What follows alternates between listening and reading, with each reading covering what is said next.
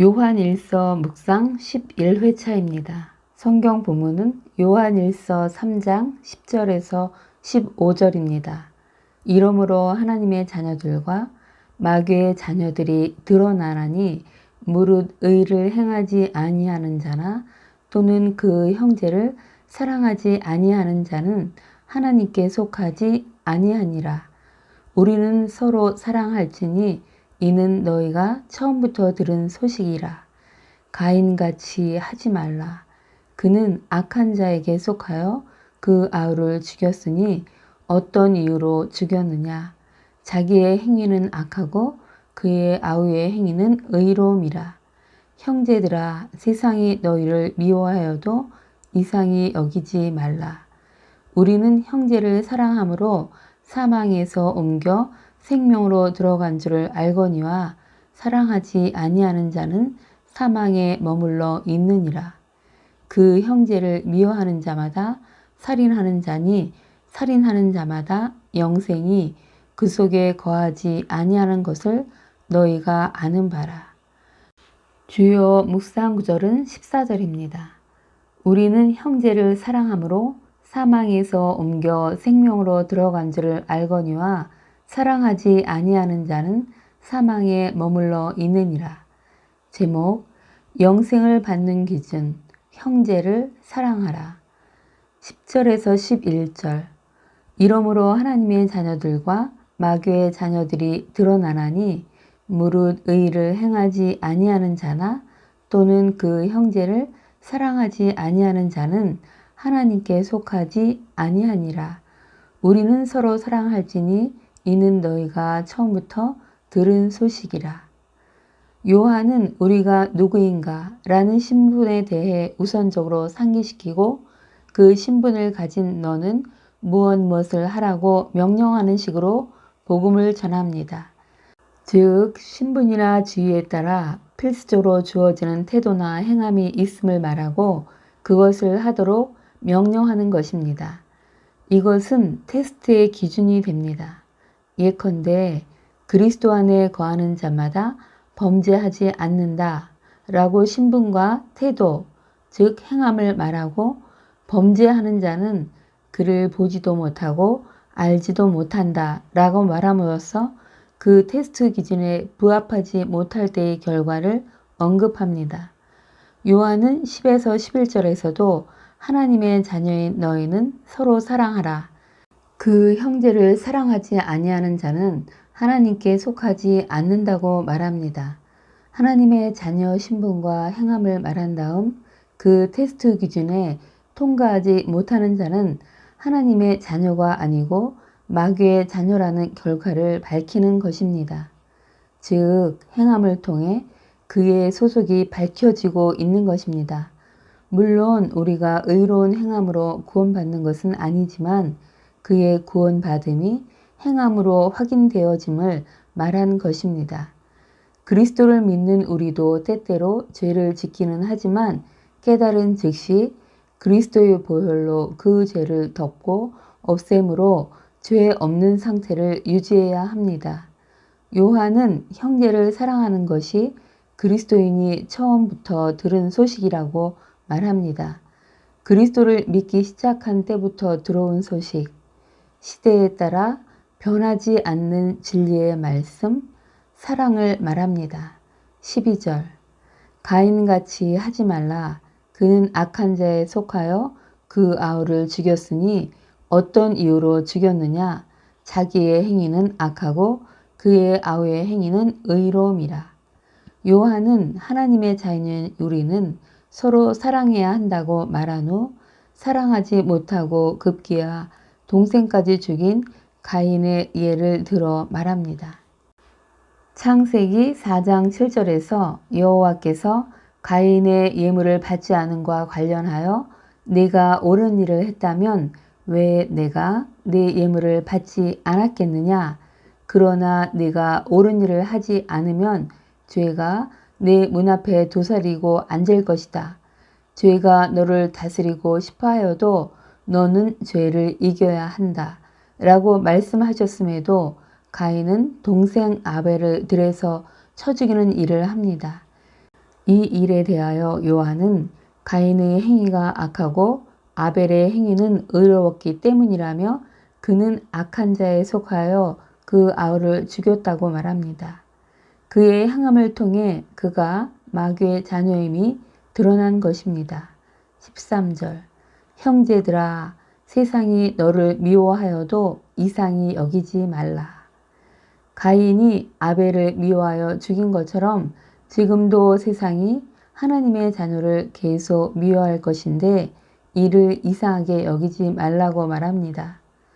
예수님께서 너희가 세상에 속하였으면 세상이 자기의 것을 사랑할 것이나 너희는 세상에 속한 자가 아니요 도리어 내가 너희를 세상에서 택하였기 때문에 세상이 너를 미워하느니라 라고 말씀하셨는데 요한도 동일한 말을 하고 있는 것입니다. 여기서 세상은 공중의 권세 잡은 사탄이 지배하는 영역으로 세상 사람들은 하나님을 모르기 때문에 하나님의 자녀들을 이해하지 못하고 미워하지만 이는 놀랄 일이 아니라는 것입니다. 이미 예수님께서 그런 일을 당하셨습니다. 14절 우리는 형제를 사랑함으로 사망에서 옮겨 생명으로 들어간 줄을 알거니와 사랑하지 아니하는 자는 사망에 머물러 있느니라. 요한은 다시 보이는 행위, 즉 그가 형제를 사랑하는 여부를 통해 그가 생명으로 들어간 자인지 사망에 머물러 있는 자인지를 알 수 있음을 말합니다. 형제를 사랑하는 자는 구원을 얻은 자이고 형제를 미워하는 자는 아직 구원을 받지 못한 자입니다. 육적인 사망이 영과 육이 분리되는 것이라면 육적인 생명은 영과 육이 결합되는 것입니다. 영원한 멸망은 우리와 하나님과 분리되는 것이고 영원한 생명은 둘이 결합되는 것입니다. 하나님은 사랑의 근원이시고 속성이시기에 사랑하지 않는 사람은 하나님과 결합될 수 없으므로 하나님에게서 분리되어 죄의 값인 사망에 머물러 있게 되고 장차 영원한 지옥의 형벌에 처해지게 될 것입니다. 예수님께서 나를 보내신 하나님을 믿는 자는 영생을 얻었고 심판에 이르지 아니하나니 사망에서 생명으로 옮겼느니라 라고 말씀하셨습니다. 요한의 말과 예수님의 말씀을 통해 형제를 사랑하는 자는 믿음이 있기 때문에 사망에서 생명으로 옮겨간 것이 됨을 알 수 있습니다. 사랑의 행위는 믿음이 있다는 증거이고 믿음은 사랑을 동반합니다. 바울도 야고보서 2장 22절에서 믿음이 그의 행함과 함께 일하고 행함으로 믿음이 온전하게 된다고 말했습니다. 15절 그 형제를 미워하는 자마다 살인하는 자니 살인하는 자마다 영생이 그 속에 거하지 아니하는 것을 너희가 아는 바라. 요한은 14절에서 형제를 사랑하지 아니하는 자를 형제를 미워하는 자로 또 살인하는 자로 또 영생이 없는 자라고 표현합니다. 그 단계가 점점 엄중해집니다. 형제를 사랑하지 않는 자는 영생, 곧 영원한 생명이신 그리스도가 거하지 않는 자입니다. 예수님께서는 유대인을 향하여 하나님이 너희 아버지였으면 나를 사랑했을 거라고 말씀하시며 너희는 너희 아비인 악마에게서 났으며 또 아비의 욕망대로 하려고 한다. 그는 처음부터 살인자였다. 또 그는 진리 편에 있지 않다. 그것은 그 속에 진리가 없기 때문이다. 그가 거짓말을 할 때에는 본성에서 그렇게 하는 것이다. 그는 거짓말쟁이이며 거짓의 아비이기 때문이다. 라고 말씀하셨습니다. 사랑하지 않는 자는 악마에게서 났으며 처음부터 살인자였음을 말씀하신 것입니다. 이를 통해 형제를 사랑하지 않는 것이 살인자와 같은 심각한 죄인이 됨을 알 수 있습니다. 살인자란 사람을 죽인 자로 적극적으로 그를 죽인 자이기도 하지만 때론 죽음에서 건져낼 수 있는데도 모른 척해서 죽게 했다면 그도 살인자라고 말할 수 있습니다. 예컨대 모르고 독약을 먹고 있는 것을 뻔히 아는데도 알려주지 않고 먹게 놓아둔다면 그도 살인자인 것입니다.